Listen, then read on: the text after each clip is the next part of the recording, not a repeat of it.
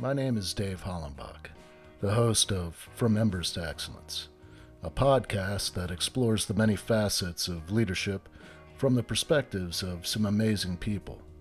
We discuss the triumphs and failures that have shaped our lives and our leadership philosophies. I've found that it isn't whether we fail that defines us, but when we do fail, how we respond. Leaders dust off the ashes and use their failures as fuel to work harder and as lessons to come back wiser and stronger, more resilient, more determined, and more committed to excellence. Today, I'm speaking with Bruna De Palo. She is a neuroscience-based executive, leadership, and career coach, a keynote speaker, and trainer. Empowered by 20 plus years in corporate, working for global brands, along with studies in neuroscience and psychology, Bruna helps her clients expand their thinking, acting, and leading capabilities so they can perform at a higher level. Based on the latest scientific findings, her brain-based blended approach provides the perfect balance between coaching and mentoring to help clients make significant changes in their career. I'm going to talk with Bruna about many different things today, and part of that is really how to develop better as a leader, how to understand how the brain works, and really I want to dig into the conversation right off the bat. So Bruna, thank you so much for agreeing to come on and have this conversation with me and sharing your expertise with the audience. My pleasure, truly. Thank you for having me. I always like to start off with where a person was born and raised, what their early life experiences were, what are some of the events in their life that have shaped them and really created that passion within them. And the listeners can hear you've got a little bit of an accent, Italian, and what's funny is that you're in London. So when we first started communicating, I was expecting a British accent. And where about in Italy were you born and raised? I was born and raised in Rome, also known as the most beautiful city in the world. So I'm really proud of that. What was life like growing up in Rome, and what did your family do for a living? How was it growing up? How was it growing up should be a different question from how was it growing up in Rome. Let's start from the easiest. Growing up in Rome, I used to live with my family in a little city near Rome, but I went to Rome very often. It was amazing. Rome, it is a stunning city. Wherever you look at, you're always amazed. Even though you haven't been anywhere else, you can always recognize that there's a lot of cultural power in what you see. It is stunning. Then the problem is that you get used to it, and wherever else you go, your standards are always really high. But it's beautiful also because it was full of tourists, so I could see people literally from all over the world, and that for a child, of course, was always beautiful. And lots of good memories about the city, and specifically about certain areas of the city where my parents used to take us. So in that sense, I can say it was amazing. On the other side, it was not that amazing. I come from, let's call it dysfunctional family, which might mean many things, but let's say it hasn't been very easy or beautiful. But it's okay, because along the journey, I learned a lot. I am who I am as a result of that as well. I made it. It's okay. So yes, two different answers. Do you have any siblings? Yeah, I have a brother. We kind of grew up together, and we're very close in terms of age, not very close, unfortunately, on the other side. And two little brothers from my father's second marriage, which live in Milan, and they're lovely. So yes, as I said, it's kind of complicated family. My father at the moment is in China. Yeah, so my father is an electronical engineer. So he's very much into robotics and automation, now artificial intelligence and so on. My mom at that time, she was a housewife, then turned into a teacher when we grew up, and she needed something to do in her own life. So I would say from that perspective, kind of a typical Italian family. So yeah, technology all around. And that's how I ended up in my first career in technology, just following my father's footsteps, because it was probably the easiest thing to do. Yeah, that was really something that I was curious about, because looking at your profile on LinkedIn, you see your your education um, really starts with uh, technology, and then goes on to where you start digging into psychology and leadership, and you have studies. I would say you've got coursework from Yale, MIT, Harvard, Wharton Business School. I mean, your education is extensive, and then your actual your actual experience within the corporate world is really impressive. So, um, how did that transition come about? Yeah, that's an interesting question, Dave.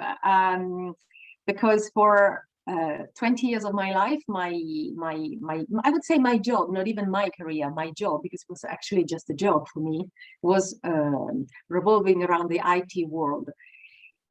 I realized pretty soon it wasn't for me, or at least I wasn't feeling excited every day. But again, I was in Italy at that time. That's kind of what you do, right? You just go to work, you tick boxes, you buy a house, then you don't realize that it becomes a trap, but you just keep going because that's how life works. And especially because other people around you, that's what they do. They don't complain. And if you complain, they tell you that you shouldn't, because that's how it works. And you don't have any reference of life that could be different. You sense it could be different, but you don't really have a reference. So that's how I stayed for 20 years in IT, moving from IT to digital marketing. Because at one point I tried to change, but the feeling was always the same, to the point that I thought it was just me. Okay, there's something wrong with me. I didn't know at that time there was nothing wrong with me, but there was something wrong in the way I was thinking about my career. So I started in IT simply because it was the easiest thing to do. It was the boom of the new economy in Italy at that time. As I say, my father was in that world, so it was very easy. And my pressure was to leave family as soon as possible. So I didn't have time to even think about university. I just needed money and to go away. And that's how I did it. And I bought a flat, which again became my trap. At one point, you don't even think anymore, is this making me feel alive? You just do it because you have to pay. So I stayed in that career for a long time, and it was mostly in IT. There was no education on my side until at one point I realized, out of the blue, that I developed throughout the years a huge passion for history, contemporary history. I knew myself so little that I didn't even know I had this interest. So what I did at one point, I studied at university, but purely for the development of my passion. And those 7 years while I was studying and working, it helped me bear the unfulfillment that I was having during the day in my job, because the passion was so fulfilled that was kind of balanced. But then in 2012, I graduated. I got my degree, fine. But then I felt really empty because I had to go back to a full-time work that gave me nothing except for the salary. So that's the moment where I decided to move to London. Not because I loved London, to be honest, or I never really had the idea of moving abroad. I mean, in Italy, we're very much static. We're in one of the most beautiful countries in the world, so why should you leave it? That's not really our mentality. So I did it purely because I realized I needed another mindset. If I wanted to find another career, I had to go away from the mindset that kept me stuck. So I moved here with the idea, okay, I have a degree in history, maybe that's my passion, that's what I should do. So I came here, I tried to find a job in the history world. I even did a master here, I loved it, but the career path didn't work, which ultimately was a good thing, because they realized it's something that I truly love and truly passionate about it, but that's not my career, my ideal career path. That's not what makes me feel alive, makes me feel passionate. So all the studies that you've seen after that is because at one point, thanks to the fact that my career in history didn't develop, I realized how I should think about my career. And if what I want is to feel alive, I need to do what makes me feel alive, not just what I'm passionate about. And yes, if I'm passionate, I feel alive. But to feel truly alive, it has to tick all the boxes of my being, my personality, my ideas, my gift, and so on. So that's how I realized that that didn't work. And when I realized who I was, and that fulfillment would have been, I could have reached fulfillment only by bringing who I am into what I do, then a new world opened up. And I realized that this career in coaching and training would have been the best fit for what I bring into the world. And that's when I started studying. And then I went to, they're all online courses that I did because, of course, I was based here in London. And the more I was studying and the more I was loving it, the more I was growing, and the more I realized this is what I'm here on this planet for. And how do I know this? It's because when I do these type of things, I'm full of intuitions and insight and things that in theory I shouldn't really know, but it kind of comes from inside. That tells me I'm on the right path. It's because I can give without exactly knowing everything, but I get it because I am in my element. So that's how the movement from IT history and then finally neuroscience and psychology happened, because I realized who I am, what I bring into the world, how my brain works. And then I decided that if that's what I'm truly naturally good at, that's what I should turn into at this point a career, not a job anymore, but a real career. So that's how it happened. Let's start with what you do right now, the clients that you work with. Are you focused more on helping people find their passion in a career that may not be the one that they're in? Or do you primarily help executives develop their leadership abilities so that they can bring their organization to a higher performing level? Or is it Actually, both things, yeah? both things, Dave. But because this might create a little bit of confusion, I'm actually creating a new website. So I'm starting a new company where other people are involved, which is called the Career Change Maker. So I can separate and remove this confusion from my business so that I will keep working with leaders and executives on a one-to-one basis and with my corporate training. But everything that is related in finding the career that will make you feel alive will fall under the umbrella of the careerchangemaker.com, which will be live soon.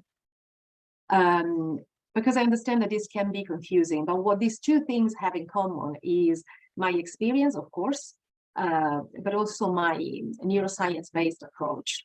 So in a few words, I use how the brain works. And when I say these, I'm not talking about the mind, I'm talking about the brain, which means the dynamics and processes that happen inside the brain that then determine certain psychological attitudes and behaviors. So by understanding how the brain works, I end up working both sides, career changes and leaders, because I explain them in very simple and practical, relatable terms, how the brain works and how to use it, how to make the most of it. Why? Because there's a reason if people are stuck. Let's talk about people stuck in their career.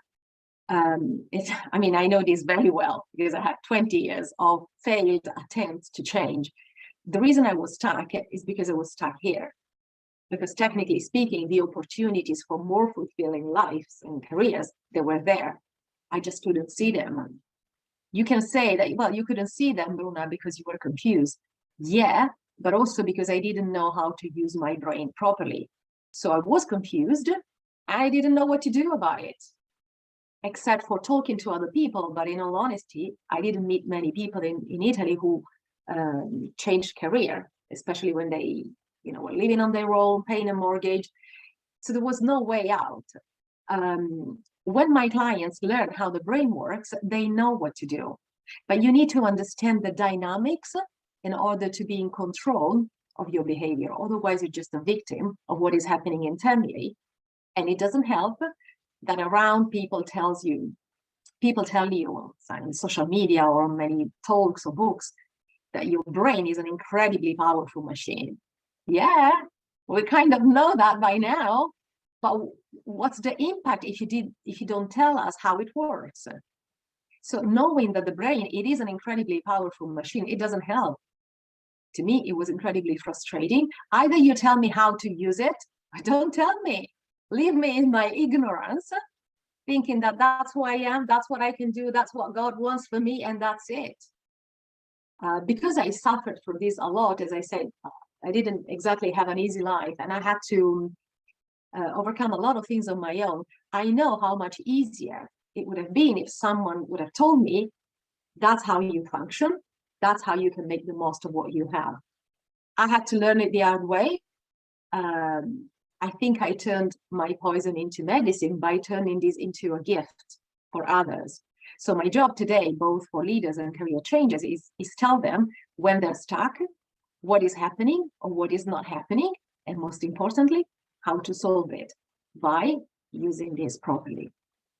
And I can tell that they make huge shifts when they understand how they function. Because people know a lot of things. I mean, today, between self-help books, professional development courses, quotes, online stuff, blog posts, coaches, consultants, there's a lot of information out there. Lots of techniques, lots of tips, but they don't really stick.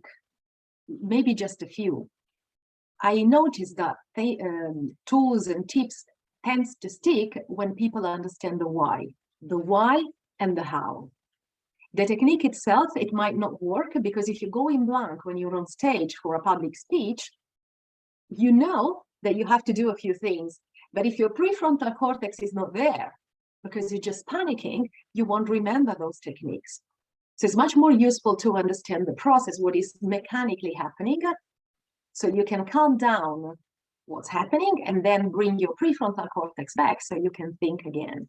That's much more powerful, in my opinion. Can you talk a little bit about the mechanics of the brain and really how someone can overcome that feeling of being stuck? Yeah, I think it's really important to talk about the mechanics. So the best example I can give you here is called the hand model of the brain, developed by neuroscience scientist Daniel Siegel. This is really, really important, Dave, because when people understand this, they understand a lot about human behavior, and they can give better explanation of what's going on, things that we've seen during the pandemic or in other tough moments in our history. So let's talk about this, the hand model of the brain. Imagine that our brain can be represented by our hand, okay? So there is a part of the brain that is in charge of the management of the emotions, that is called the limbic system, and is the internal side of the brain. Then there is the most rational side of the brain, which is this, which is the prefrontal cortex, which is more external. So if we want to represent this with our hands, we could say that the limbic system is here. The prefrontal cortex is the most external side. This part is in charge of reasoning, logic, causes and effects, and is also the part of the brain that consumes most energy of the whole brain, which overall is the part of the body that consumes most energy total. So around 25% of the energy of the body is consumed by the brain. Now, why this is so important, Dave? Because this might be the reason why you're stuck sometimes. So our mental energy works like a funnel. You can always have your tank full of energy after a good 7, 8 hour good night's sleep. So in the morning will be full of energy, but during the day, it tends to go like that. Now, if you don't make the correct use of your brain, which means, for example, you waste too much energy in the morning, it will go like that. And it means you end up at the end of the day, no mental energy for your thinking, for your playing with your children, or for the things that are important for you, including thinking about your next career. So there are many reasons why you can be stuck, but one of these is, for example, not understanding how the mental energy works. And if you, as I used to do, postpone things like thinking about, I want to change career, I don't feel alive. And if you want to do it in the evening, but you completed use all your energy, completely use all your energy, you don't have it. So you think that you are confused and you're stuck because you don't know what you want, but the reality is you don't have the energy to think about it. So that's just one other thing. Again, going back to the hand model of the brain, as we said, amongst the whole brain, the prefrontal cortex is the one that takes more energy. Now, what happens is, through the spinal cord, the limbic system is connected to the rest of the nervous system. Okay, so something happens outside, and we feel some emotions. Emotions are energy in motion. So something happens, and through the nervous system, those information arrive to the limbic system. Now, in the limbic system, there is a gland that produces neurotransmitters, which are also known as hormones. And the most known are serotonin, oxytocin, dopamine. You probably heard all of them. Now, what happens is, when you are producing cortisol is the stress hormone. Let's say, for example, you're on stage, you're going to speak about something, and then suddenly you notice someone who's, even a bad expression with their face, and you think, oh gosh, they're criticizing me. It all happens in a matter of seconds. So you're not too rational about this, but you perceive there's some kind of danger. Real danger, perceived danger, the brain doesn't know it. It's perceived as a danger. So what happens is the brain responds with a fight or flight state. What that means physically is that in that moment, the limbic system starts producing cortisol, okay? The fact that it produces cortisol suddenly, neurotransmitters are little parts that travel through the bloodstream. So it starts from here. So it suddenly is like if what's happening in the brain is like floating. So the sudden production of cortisol does physically this effect. You can imagine it like this. So the prefrontal cortex is not there anymore. Now, that's the reason why you go blank on stage if you're not in control of your emotions. And in that moment, knowing what you've read on many public speaking books or tips that you heard, it doesn't really help, because in that moment, you simply cannot think logically. In that moment, you are an emotional being exposed in the world. But if you understand this, you also understand that in that moment, the only option you have is to find a way to bring your prefrontal cortex back. That's the only concern you should have in that moment. So if there is one technique that you need to focus on, it's that, because that can bring peace and all the rest. At the moment that you can think again, of course, you can be more in control of your behavior, rationalize that maybe that person is thinking about the Champions League and not necessarily was criticizing you, and so on. So this also explains a lot about human behavior, as I said, because everyone is made in this way. Now, some people are more in control of this process. Some people, those more known as emotional, very emotional people, are less in control of that.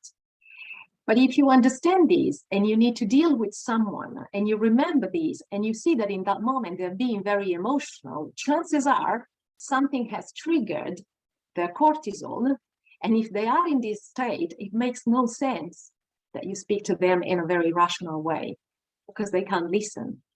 So if you want to help them, or if you want to rationalize with them, your job is through your language, body language, tone of voice, and attitude to bring this back. Maybe help them breathe, calm down, have a walk, all these techniques known as to calm down our nervous system. So back to the initial questions, that's how I help people, either in their leadership development or in their career change, or, to be honest, anything in between, by understanding how they function and what that means in their specific context. I've never actually heard it described in that way, but how that plays out in so many different interactions that we have every single day. It can be as simple as somebody else is in that state and their behavior towards you brings you to that state. Oh, it happens all the time. Yes. So now you're both in that state and nothing good is going to come out of that interaction. so it takes somebody to recognize it. And what techniques do you employ to bring somebody, have somebody bring their prefrontal cortex back online? Okay, so let me first say something about what you said before, and then I'm happy to answer about this. What you said is correct. Of course, if we are both in a threatened state, it's a mess. This is the reason why many books, and one of the most famous was Dale Carnegie with How to Win Friends and How to Influence, How to How to win Win Friends friends? and Influence People. Yeah. It's a bestseller of all time. He said a lot of things at that time. I think that book was published in 1936. It's been super successful since then, but is again even more successful now because neuroscience has proved that what he said at that time was true. So while it was an intuition for him, it's actually proved true by what the new technologies are teaching us about the brain. So that's why he said, and neuroscience confirms, the best way to win an argument is to avoid it. The thing is, you should never arrive at that stage, because if you're at that stage, you already know in advance that you won't win. Now, probably this is known. A lot of people have read this, that you should avoid arguments, which makes sense, Dave. It's a nice thing to say. But when you are there, you're fighting, you just don't remember this tip, and especially if you don't understand why. Now you understand the why, because if you have an argument, still you want to bring home a result. But if it's heated enough to become an argument, you're not going to win anyway.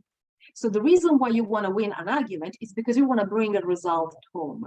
So if you are in a situation that you realize what is happening internally, and you realize that the other person is directly or indirectly threatening your emotional state, you just want to step away. So you don't want to arrive at that point. And not because you want to be a good person, it's because you want to bring a result home. So this requires a lot of emotional intelligence, which is another huge topic I work on. So the first thing is to avoid the argument, to avoid two emotional beings fighting and not understanding each other, which is what happens in, families as well a lot. I wish I knew this a long time ago. To answer this question, how do we bring people back? I want to give you an example here. I don't know if it happened in the US as well, but it was actually, I think, a phenomenon that happened all over the world during the pandemic, at the beginning of the pandemic. You might remember there were a lot of people everywhere in Italy, in the UK, in Turkey, everywhere, suddenly buying a lot of loo rolls. Do you remember this phenomenon? I mean, of course, it's an important thing to have in the house, but if it's really going to be a catastrophe, I mean, why are you thinking specifically about that? There was no way that you could rationalize in that moment people at the supermarket trying to fight with each other to collect them. There was no way that you could rationalize with them in that moment that that's not the most vital thing if something really horrible happens. There's no way, because in that moment they were completely triggered. Well, that's it. There's no way. And this is a technique that is very much utilized, as you will recognize, in marketing and in politics as well. Politicians, bad politicians, and bad marketeers, they use this a lot. They play a lot with your fear. There's a common enemy. We've seen wars and wars based on a common enemy used to trigger fears in people so that they went into that state. And of course, you can control emotional being in that state much more easily. It happens in marketing as well. So when you recognize that something is trying to trigger your fear, that's what they want to do. Buy this immediately, or tomorrow one of your relatives will die. I mean, crazy things like that. What they want is to just create this state. Why? Because they want your money. And if in that moment you have your credit card handy, you are in trouble. And the day after, of course, you're going to regret it, but there's not much you can do. So understanding this helps understanding each other, but also how to protect ourselves from bad people who really want to have us stop thinking. Now, to your question, I'm really sorry. Back to your question, how do you communicate with someone who is in an emotional state if you have to rationalize them with them? The best thing to do is to match, for example, their breathing rhythm, so that you can create a subtle sense of rapport with them. You want to speak, basically the technique is you have to meet them where they are. Don't expect the opposite. So if you're in a rational state and they're not, of course you can't expect this. What you need to do is to go back, meet them where they are, and then you can bring them back with you somehow. So how do you do this? There are different techniques. One of these is building that kind of rapport, for example, by mirroring and pacing their body language, their tone of voice. You may have heard of that when it comes to NLP, there's neuro-linguistic programming, there's a lot of talking about this type of techniques. I don't necessarily agree with, because NLP is another discipline that is very much utilized by politicians, by bad marketeers, and so on. So it's another topic. We may not want to talk about this now, but there are a few elements that you can pick up from there that can be really useful to build rapport with people that you want to calm down. As I say, mirroring, pacing, breathing. So normally people who are in that state, you can verify this with yourself. When you are in that state, you don't breathe calmly. You tend to be agitated. Okay, so that's a signal that something is needed. You, as a good observer, might notice this in the other person. You may want to start breathing like the other person purely to create that connection. So then after a little while, when they subconsciously feel safe because you are in the same state, then you can start calming down your breathing, and you will naturally calm down the other person breathe as well. So these are some of the techniques. If you can, you may want to take that person for a little walk. You need to calm down their nervous system. So everything that can work in that sense. Breathing is the number one thing. So as much as possible, regular breaths, not necessarily deep. If they're deep and regular, even better.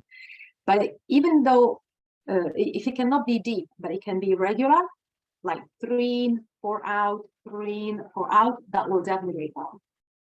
Because the problem there is that if you notice this on yourself, you will notice that your brain, your breath, and your heart are strictly connected. When you are agitated, you tend to breathe in a very shallow way. Your heart tends to be much faster, and your brain spins. So it's a cycle. The three of them are always related.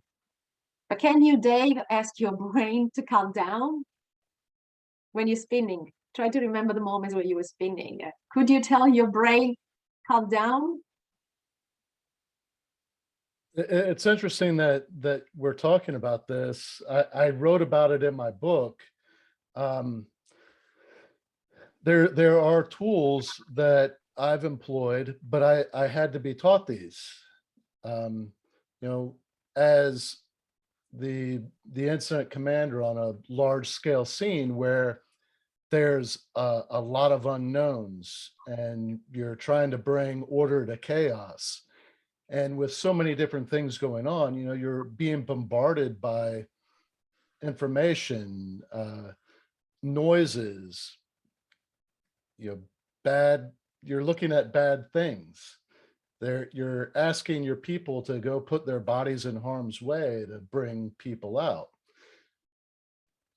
That will, without fail, cause those stress hormones to flood into your system. And if you aren't aware of what's going on, like you're saying, if you're not aware of what's going on, your limbic system gets hijacked and you're in that state of fight, flight, or freeze, end up with tunnel vision. Your decision making ability becomes reduced. So one of the methods that I talk about in the book is really, once you recognize that that's happening, and prepare for it ahead of time, because you know it's going to happen.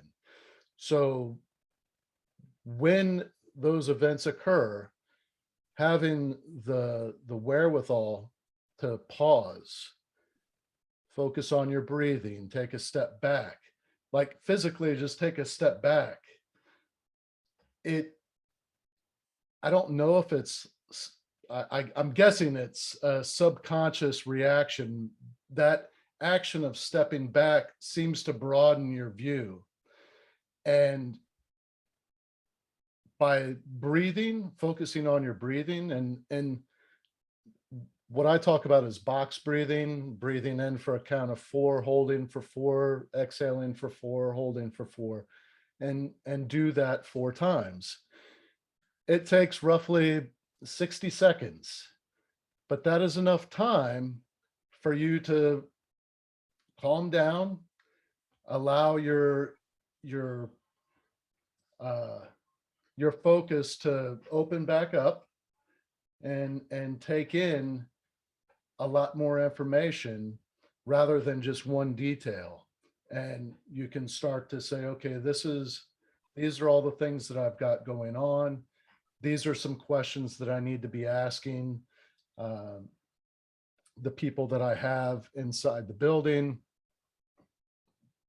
All of that information can help me form a logical plan of action and identify resources that I need to be successful in that event.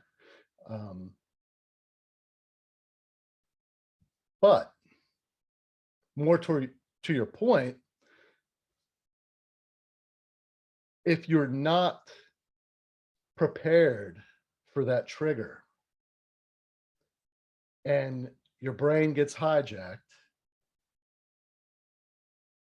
being able to calm yourself down when you're not aware of what's going on, you're just in that emotional state, I would say no, it's very difficult without somebody saying, all right, let's think about this.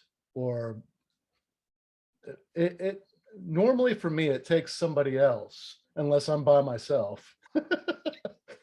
Normally it takes somebody else with a calm demeanor to recognize, hey, tell me exactly what you're feeling, like what's causing this. And if just that little recognition that I'm not completely attached to my logical brain, I tend to now, this is, years of practice, because I know that before, admitting that I was in an emotional state, in an irrational state, just made me more angry. And that just complicates the situation even more. It does. So I think in some circles, people identify it as maturity, but it really is just having that self-awareness, which is a component of emotional intelligence.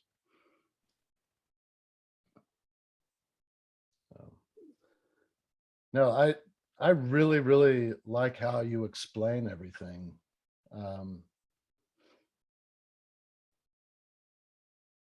When can we go back to how you use your energy? Because when we're talking about the functioning of the brain, if you've gotten enough sleep and your brain is full power in the morning, I'm wondering, do you coach people on how to manage that energy use, or how to use their time more wisely to take advantage of the energy in the morning? Yeah, that's part of my job. partly my job is the typical job of a coach where I help them where they need it the most.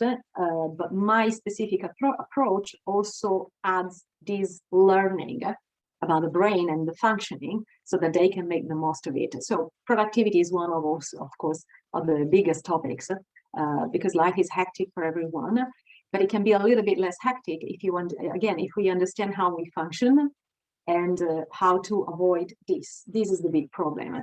If you don't know it, and you don't, because we haven't received instruction manuals when we were born, if you don't know it, you might make mistakes that will cost you so much.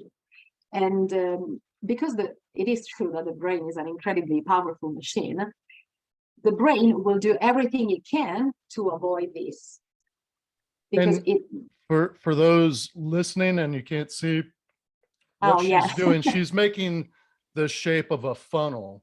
So in the morning when we're at full energy, you're looking at the broadest part of that funnel, and then as your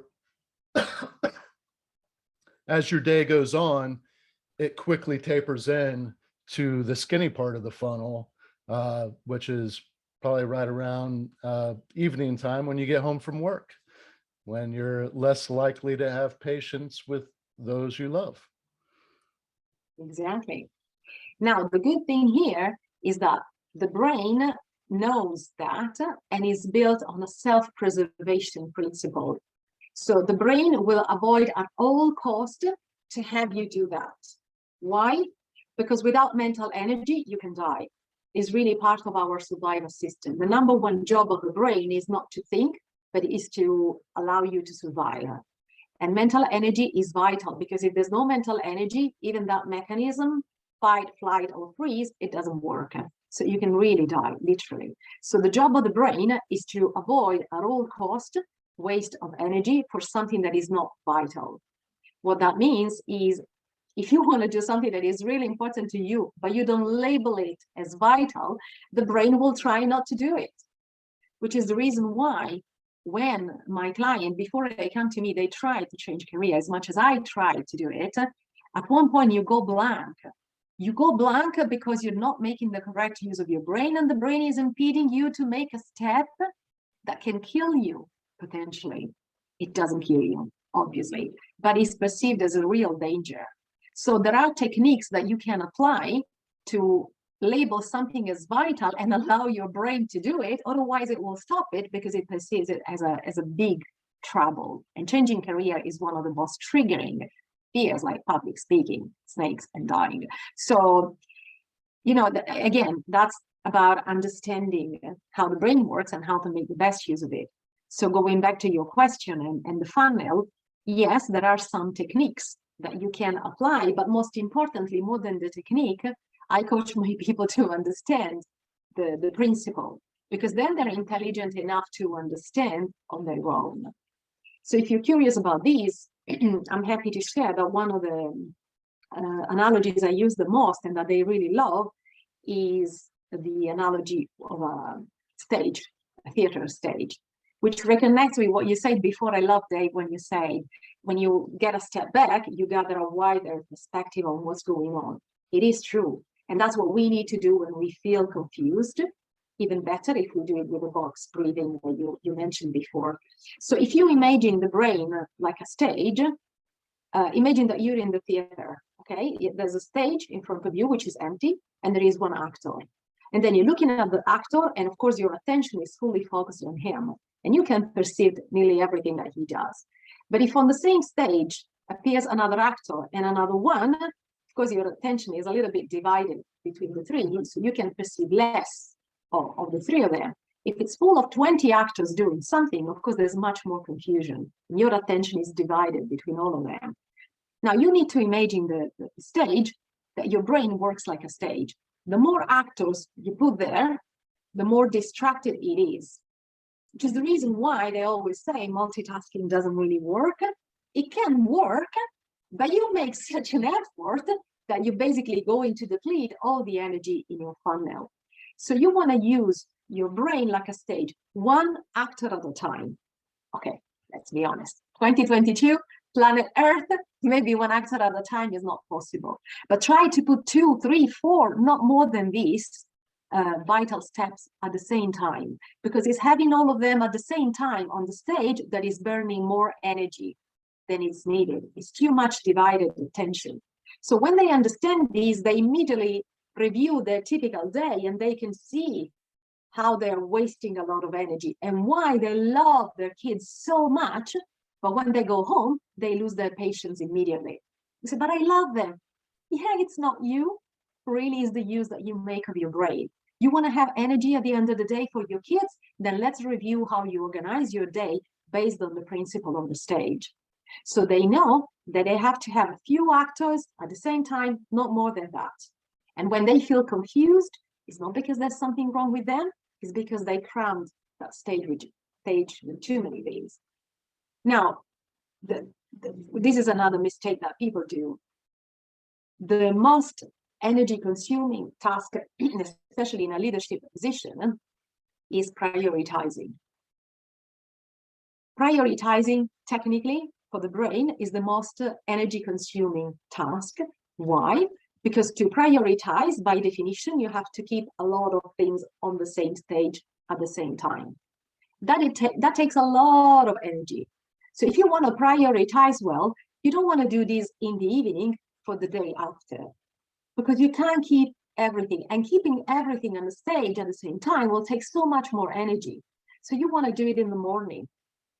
That's why they say do it on Monday morning for the week or early in the morning, because that's the moment where you have more energy.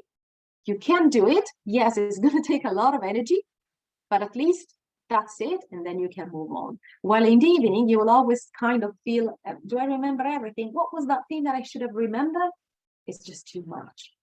So you want to do things that consume a lot of energy early in the morning, so you can ensure you're doing it in the best possible way. You can trust the process because you were fully lucid, and then you can go about your day.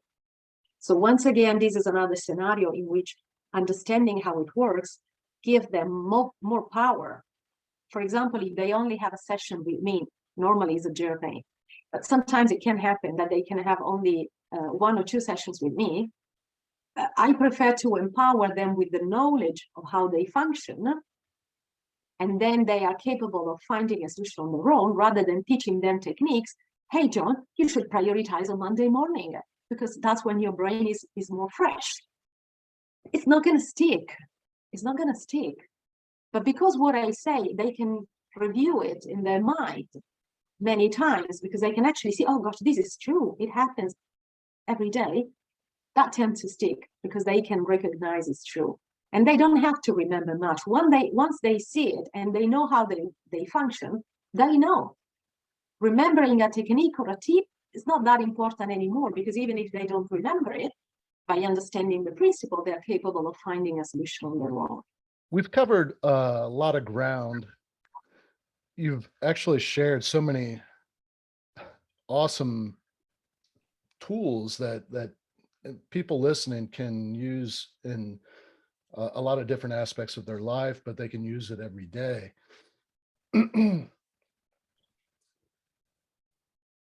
One thing that I'm curious about, and I tend to ask this question to certain people, and I've been asking it more frequently, because I believe that there's quite a bit of value in this. When talking with an expert, there's certain lessons that they've learned throughout their life that have stuck with them, and they're still valuable and pertinent today in their life. And I tend to think of it in this way, and right, wrong, or indifferent, this is how my brain works. I tend to look at somebody's life in about, 3 stages. There's probably 4, but at the time that I talk to somebody and they're, pretty far along in their career, they're viewed as an expert in their field. They've learned a lot of valuable lessons.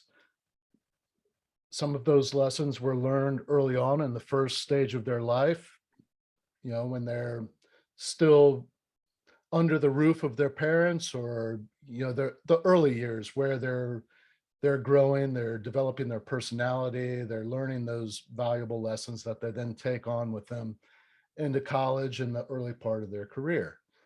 And then in that stage, they learn some more lessons. They fall down, skin their knees, and learn what to do and what not to do to be successful. And then they reach this part of their life where they've learned a lot of valuable lessons. They've caught their stride, and they're able to pass on a lot of those lessons to people that they're leading or are important in their life. But we still learn lessons in that stage. It makes us better. For you, what would you say are the three most important things? One being in the first phase of your life, one being in the second phase of your life, and the third being now, that you believe is valuable and worth sharing with the people listening.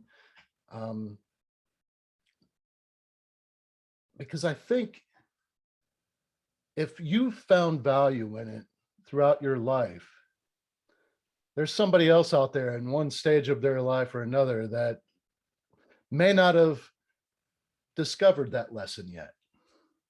And so I was just hoping maybe you could identify those and share with us.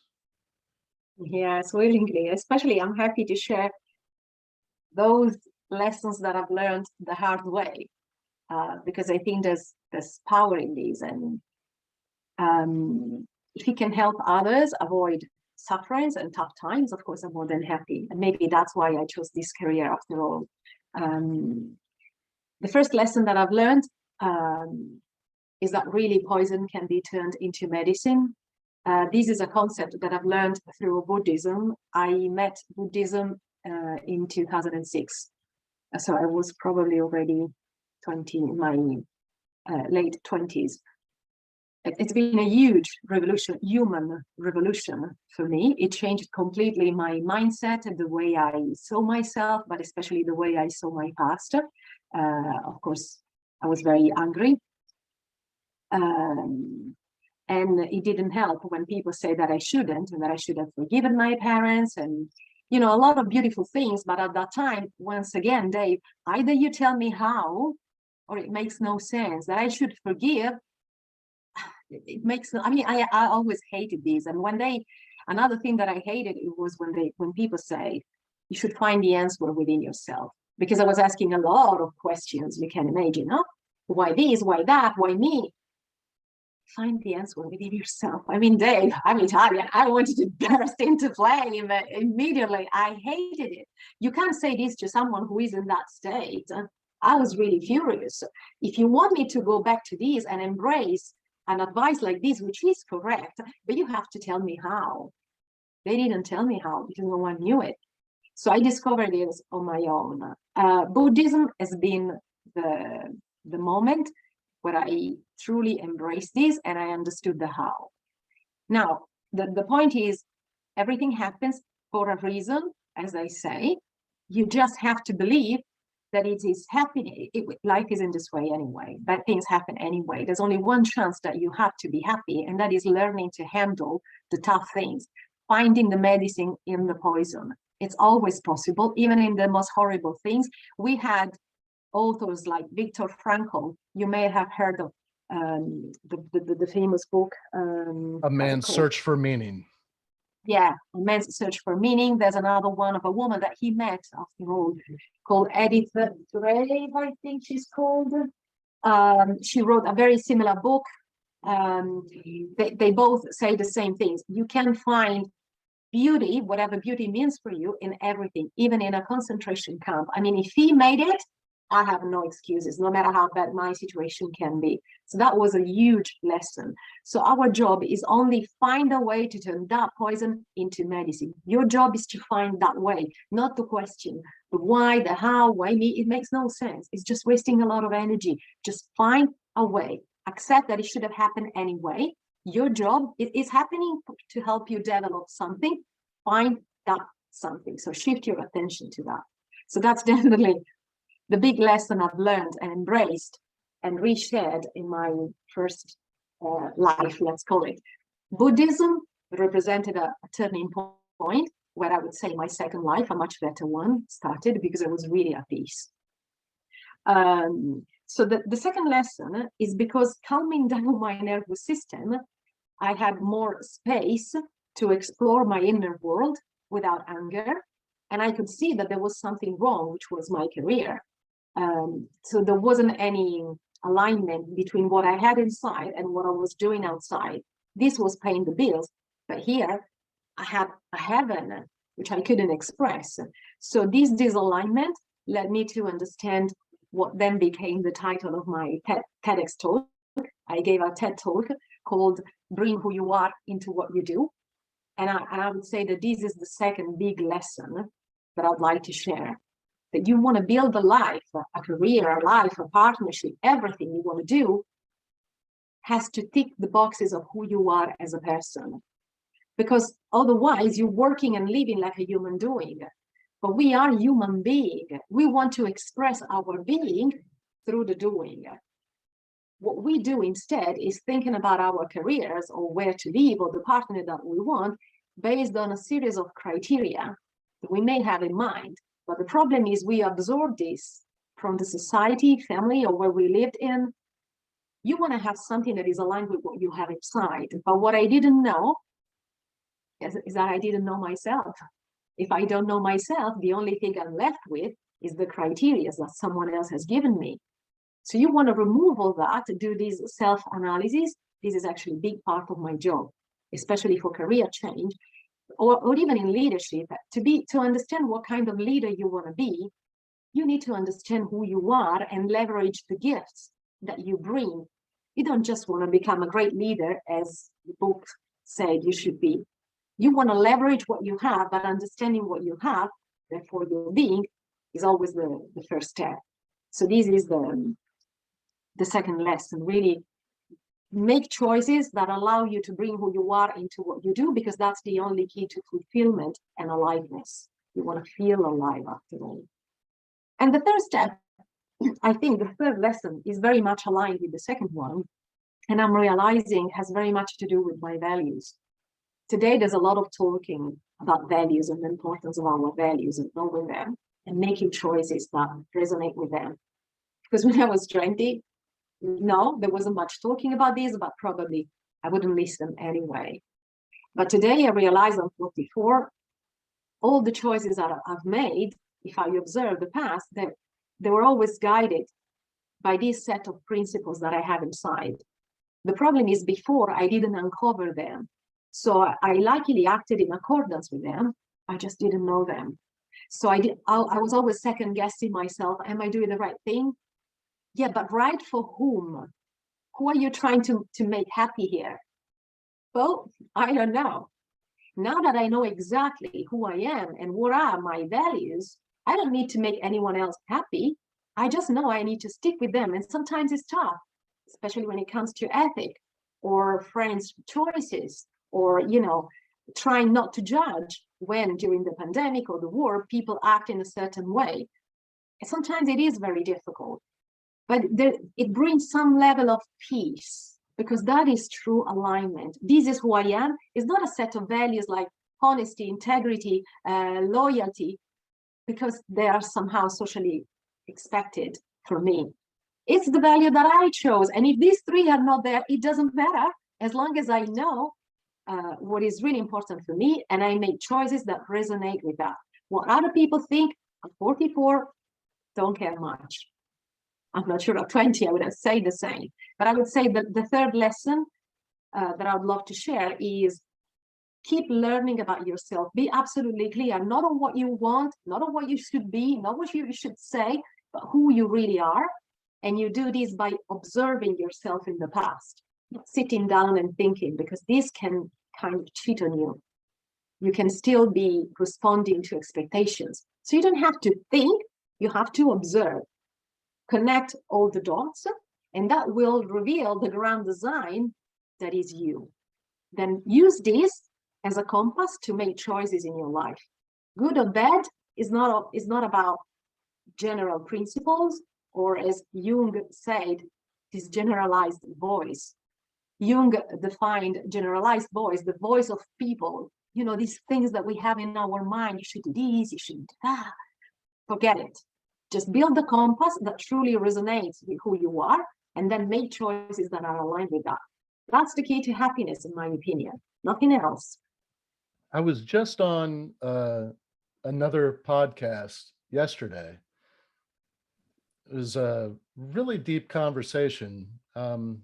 We talked a lot about philosophy and really the meaning of life or our purpose here on earth. And what I proposed to the host was, I think there's this common thread throughout history. Humankind has sat around thinking about, you know, why am I here? What's my purpose? What's the meaning of life?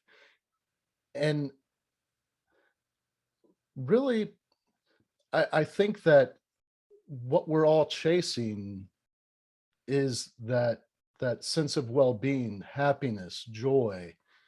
We want to find that in what we're doing. And I think the purest form that we can find is that sense of joy, that sense of accomplishment when you help somebody else achieve what they're searching for, their version of success. And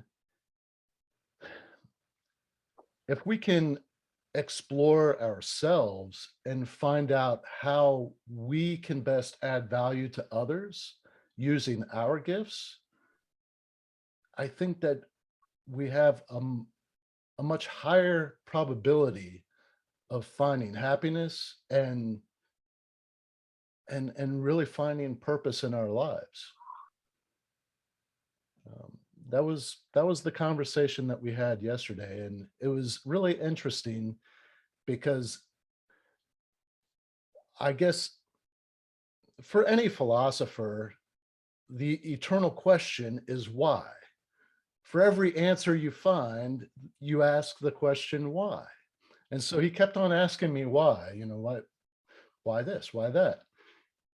And at some point, I imagine that conversation could have gone on for hours, but it would have been frustrating to a point to keep on hearing why, right?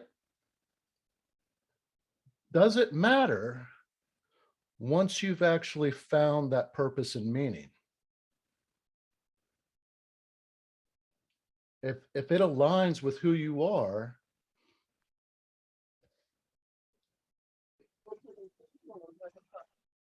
interesting, right? I agree. So the question, perhaps, I mean, to a certain extent, the why I think is important, but it can be an endless journey. And more for the how. Okay, forget the how do we sort this out? How do we do it? How do I find the answer within myself? How do I change or anything else that we're facing? So I think a certain level of questions, because I'm a coach, after all, they pay me to ask questions. So a certain level of questions, of course, is always welcome. But at one point, it has to turn into something concrete. And that's where I think neuroscience can be the answer to a certain extent, because it tells you the how. By understanding the mechanism of the brain and the human behavior, you might not understand the why that person reacted in that way, and it doesn't really matter. As a leader, you need to sort out the conflict between two team members. If you understand what's going on in their brain, you might find your way to calm things down. Can you do it without knowing the why? Yeah. With the why, only focusing on the why, can you sort out that very practical problem? I don't think so. So I think it depends on the context, but of course in philosophy, the why is a very important question. In practical life, it is to a certain extent only, I think. I want to share a tool that I teach, and I used it in my fire department career. And it goes back to the same context of being in the position of incident commander when you're being bombarded by all this outside noise, uh, action, emergencies, all of that external noise, we'll say, that can narrow your view.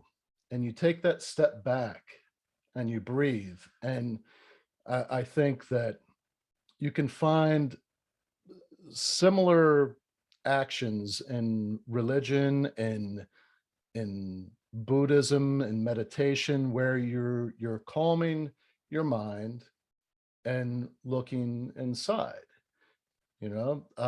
And one of the tools that I used while in command of large incidents is an acronym, CAN, C-A-N.